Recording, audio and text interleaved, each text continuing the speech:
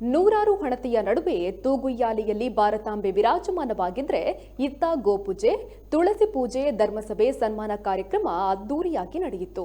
ಹಿಂದೂ ಜಾಗರಣ ವೇದಿಕೆ ಕಡೇಶು ವಲಯ ಹಾಗೂ ಶ್ರೀರಾಮ ಭಜನಾ ಮಂದಿರ ಪ್ರತಾಪನಗರ ಆಶ್ರಯದಲ್ಲಿ ವರ್ಷಂಪ್ರತಿ ನಡೆಯುವ ಬೆಳಕಿನ ಹಬ್ಬ ಈ ಬಾರಿ ವಿನೂತನವಾಗಿ ನಡೆದು ಎಲ್ಲರ ಗಮನ ಸೆಳೆಯಿತು.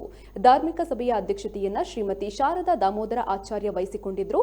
ವಾಗ್ಮಿ, ಧಾರ್ಮಿಕ ಚಿಂತಕ ಶ್ರೀಕೃಷ್ಣ ಉಪಾಧ್ಯಾಯರ ಸಮಯೋಚಿತ ಭಾಷಣದ ಜೊತೆಗೆ ಕರ್ನಾಟಕ ಕ್ರೀಡಾರತ್ನ ಪ್ರಶಸ್ತಿ ಪುರಸ್ಕೃತ ಕಡೇಶು ವಲಯದ ಪ್ರತಿಭೆ ಕುಮಾರಿ ಜಯಲಕ್ಷ್ಮಿ ಅವರನ್ನ ಸನ್ಮಾನಿಸಲಾಯಿತು.